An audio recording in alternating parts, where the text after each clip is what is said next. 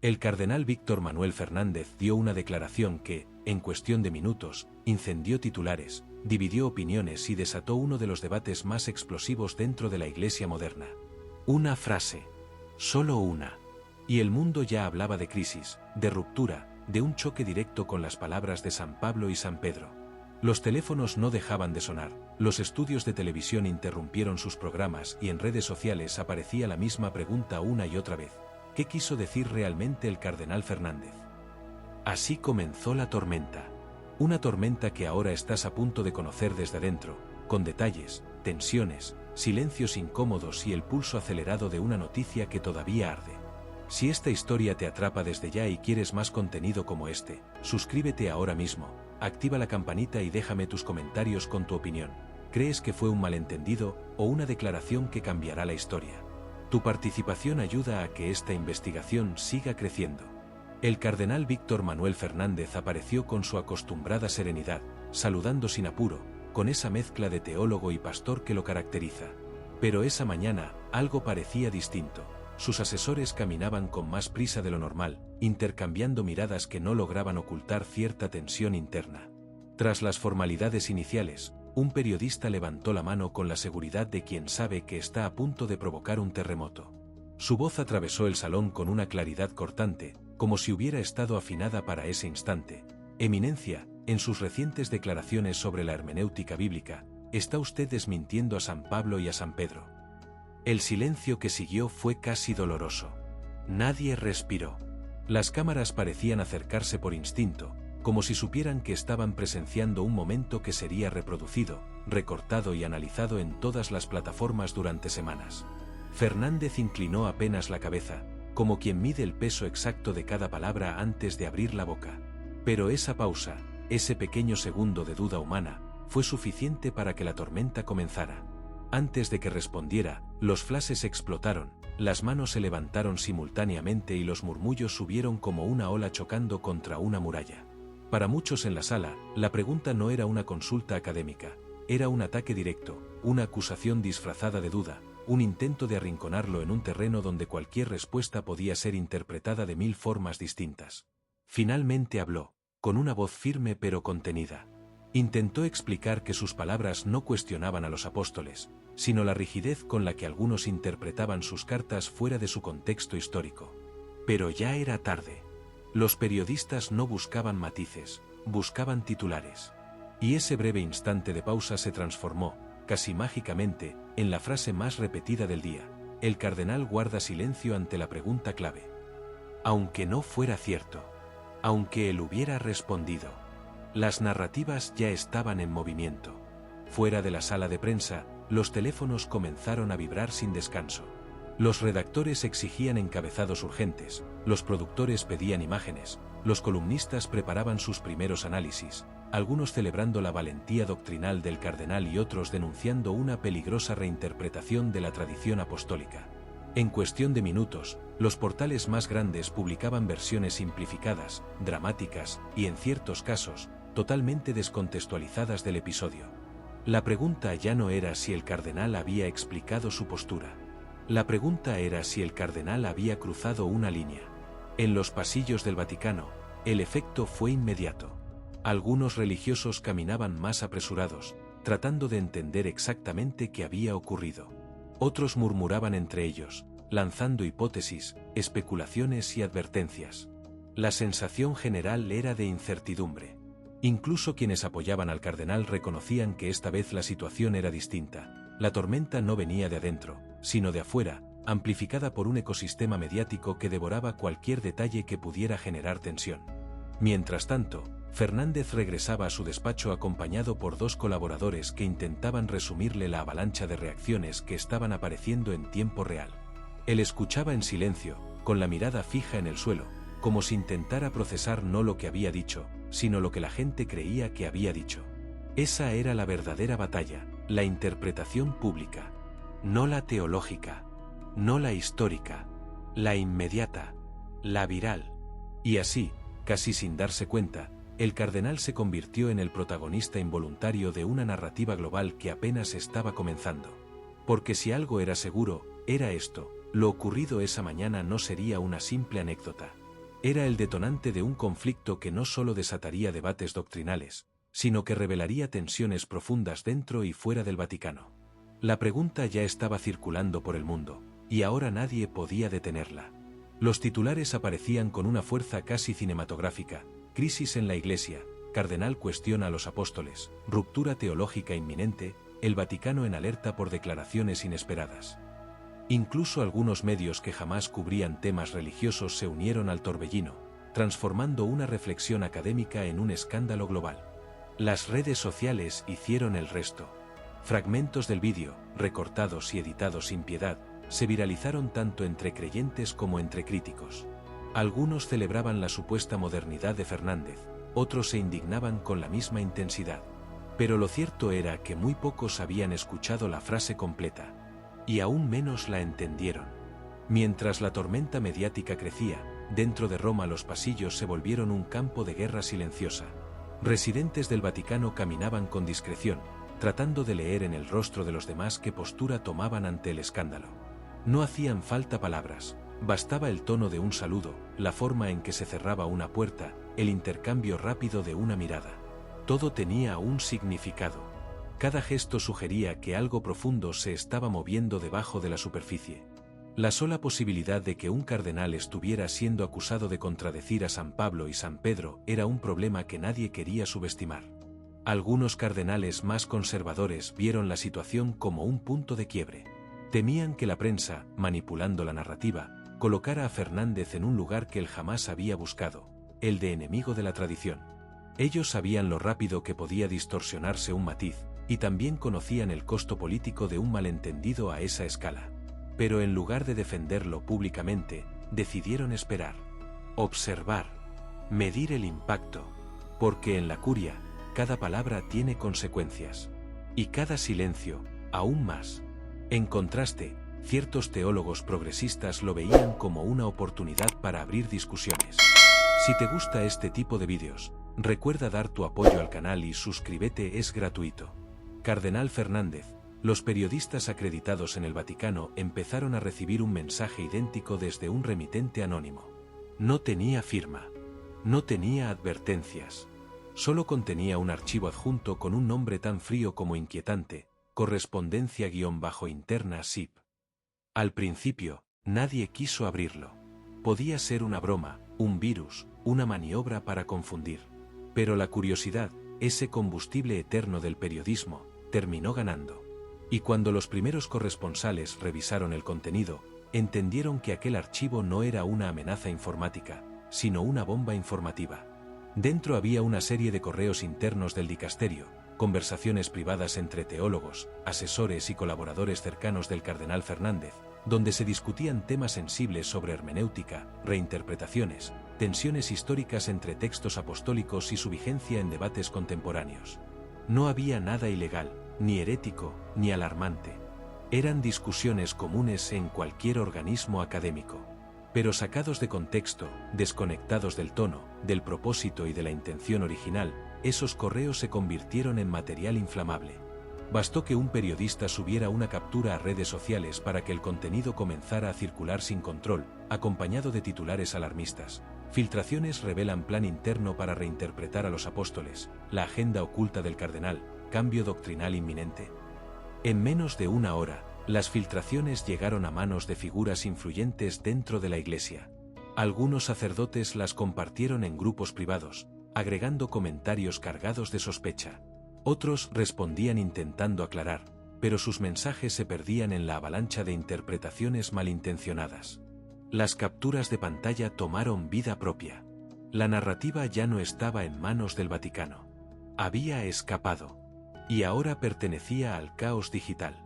Mientras tanto, en uno de los edificios administrativos dentro del Vaticano, un grupo de asesores analizaba frenéticamente la situación. ¿Quién había filtrado esos correos? ¿Por qué ahora? ¿Con qué intención? Las teorías se multiplicaban. Algunos sospechaban de sectores internos que, desde hacía tiempo, veían a Fernández con recelo. Otros, de activistas externos que buscaban sembrar división. Y había quienes temían algo aún más intrigante: que se tratara de una jugada política diseñada para poner al cardenal en un lugar del que no pudiera escapar sin pronunciarse públicamente. En el despacho de Fernández, el ambiente era todavía más denso. Él observaba la pantalla de su computadora mientras deslizaba lentamente las capturas filtradas.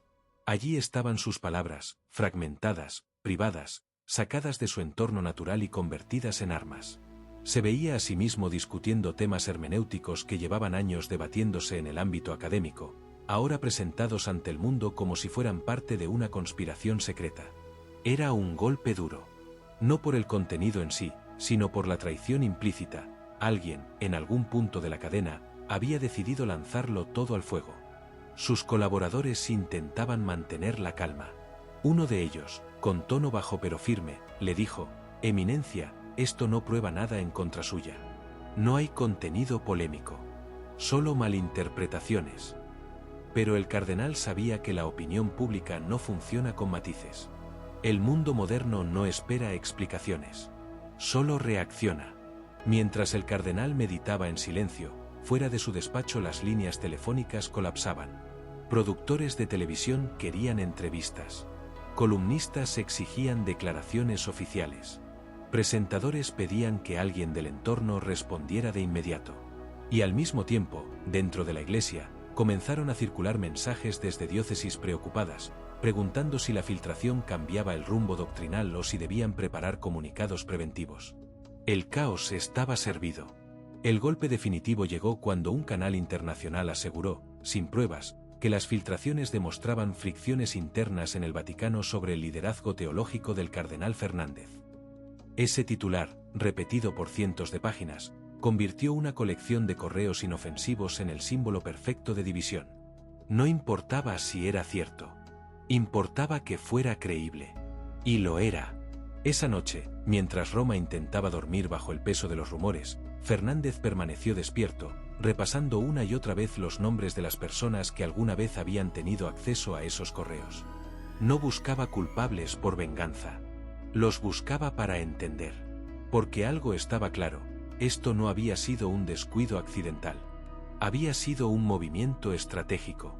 Alguien quería verlo caer, o al menos, tambalear. Era evidente que el escándalo había alcanzado un nivel insostenible. Las filtraciones, los titulares incendiarios, los análisis improvisados y la creciente presión internacional convergían en un solo punto: el cardenal Víctor Manuel Fernández tendría que hablar. Y lo tendría que hacer ya. Poco antes de las 8, se convocó discretamente a una conferencia extraordinaria. Sin comunicados previos. Sin carteles. Sin la habitual formalidad de un evento programado. El objetivo era simple, pero arriesgado: adelantarse al caos antes de que el caos se comiera a la institución. En menos de 30 minutos, la sala de prensa ya estaba abarrotada, llena de periodistas que se movían de un lado a otro como depredadores rastreando el menor indicio de tensión. Las cámaras se posicionaron con una rapidez casi militar. Los micrófonos se amontonaron sobre la mesa central como si fueran armas esperando ser disparadas. A las 8:13, Fernández entró. Algunos notaron que su paso era más firme que en días anteriores. Otros percibieron que su expresión escondía un agotamiento profundo, aunque perfectamente disimulado. Se detuvo frente a la multitud, respiró hondo y apoyó ambas manos sobre el atril. No necesitó pedir silencio. La sala cayó en un mutismo absoluto, como si todos comprendieran que ese momento marcaría un antes y un después en la crisis. Sin rodeos, comenzó. En las últimas horas, mis palabras han sido interpretadas de manera que jamás pretendí. Por ello, deseo hablar con claridad, con responsabilidad y sobre todo con respeto hacia quienes se han sentido confundidos. El ambiente se tensó un poco más. Algunos periodistas escribían frenéticamente, otros observaban con una mezcla de expectativa y ansiedad, esperando una frase que pudiera transformarse en titular mundial. Pero el cardenal continuó con un tono firme que parecía romper la atmósfera.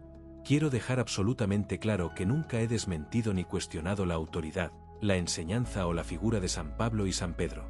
Mis declaraciones se referían exclusivamente al modo en que, a lo largo de los siglos, la Iglesia ha procurado entender sus palabras en contextos culturales y pastorales diferentes. No se trató de negar, sino de comprender. No se trató de desafiar, sino de profundizar.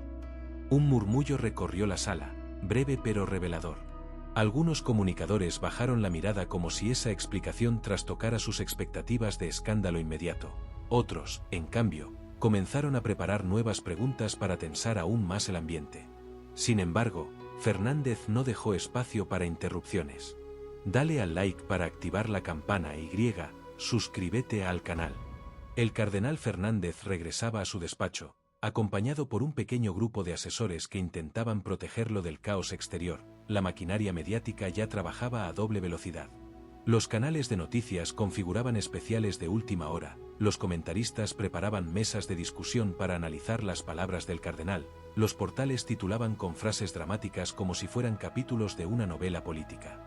El público quería respuestas inmediatas, quería culpables, quería saber si el cardenal había salido victorioso o si la crisis apenas estaba mutando a una fase más peligrosa. En paralelo, en los cafés cercanos a Borgo Santo Espíritu, donde periodistas de todas partes se reunían a intercambiar filtraciones y rumores, la conversación era un hervidero. Algunos celebraban el pronunciamiento de Fernández como un golpe maestro, una demostración de claridad y autoridad. Otros lo veían como un intento tardío de contener un incendio que ya había consumido demasiado. Y otros, los más escépticos, insinuaban que el cardenal sabía más de lo que había dicho, que su tono firme escondía tensiones internas que tarde o temprano saldrían a la luz. Pero lo que realmente elevó la tensión fueron las reacciones internas. Apenas una hora después de la conferencia, comenzaron a circular 3 documentos no oficiales desde distintos sectores de la Iglesia. El primero, redactado por un grupo de teólogos veteranos, apoyaba al cardenal y pedía prudencia ante las interpretaciones excesivas. El segundo, proveniente de sectores más conservadores, cuestionaba la ambigüedad de las explicaciones y pedía al Vaticano una aclaración doctrinal más precisa. Y el tercero, el más alarmante, provenía de un círculo aún más cerrado. Advertía que las filtraciones podían ser solo la primera fase de un plan más complejo para desacreditar al cardenal en un momento estratégico. Ese documento, aunque breve, sacudió los cimientos de varias oficinas. No porque ofreciera pruebas, sino porque sugería algo que muchos temían admitir, que lo que estaba ocurriendo no era una simple reacción mediática, sino la manifestación visible de tensiones acumuladas durante años. Tensiones sobre quién interpreta, quién guía, quién decide, quién escribe el futuro doctrinal. Y lo más inquietante, quién está dispuesto a actuar desde las sombras para moldear ese proceso. El cardenal Fernández, encerrado en su despacho con la luz tenue de una lámpara que apenas iluminaba la mesa, revisaba cada uno de estos documentos en silencio. Ni su respiración ni el leve movimiento de sus dedos traicionaban lo que pensaba. Pero dentro de él se gestaba una mezcla de indignación, tristeza y determinación. No podía comprender cómo una reflexión teológica, formulada con honestidad y sin intención de controversia, había degenerado en un ataque tan profundo a su persona y a su labor. Pero también sabía algo más: retirarse no era una opción. No ahora. No con toda la Iglesia observando. Mientras repetía mentalmente cada frase de su pronunciamiento, una realidad se imponía con fuerza: la crisis ya no se trataba de él. No se trataba de lo que dijo, ni de lo que quiso decir. Se trataba del pulso interno por el control de la interpretación. Una batalla silenciosa, antigua, feroz, que las filtraciones habían dejado expuesta. Una batalla que enfrentaba tradiciones, corrientes, visiones del futuro. Esa noche, los pasillos del Vaticano permanecieron encendidos más de lo habitual. Algunos cardenales redactaban cartas privadas, otros preparaban entrevistas, otros simplemente esperaban el movimiento de la Santa Sede. Nadie quería ser sorprendido. Nadie quería quedar del lado equivocado cuando la tormenta encontrara su desenlace final. Porque todos intuían que lo que estaba en juego no era un comentario, ni un malentendido, ni una polémica pasajera. Era la propia narrativa del cristianismo en un mundo que cambia demasiado rápido. Y en ese ambiente de tensión, algo quedó claro para todos. La tormenta ya no podía detenerse. Podía cambiar de forma, intensificarse o desplazarse hacia nuevos frentes, pero no desaparecer. El cardenal Fernández, finalmente, apagó la luz de su oficina. Miró por última vez la ciudad desde la ventana. Luego susurró algo que nadie escuchó, quizás una oración, quizás una reflexión, quizás una decisión. Lo único seguro es que, aunque el día había terminado, la batalla por la interpretación apenas comenzaba. Y lo que viene después, será aún más intenso. Recuerda que todo es historias para entretener a los amantes de estos vídeos. Dar gracias a todas las personas que ven, siguen todas las historias. Suscribirse.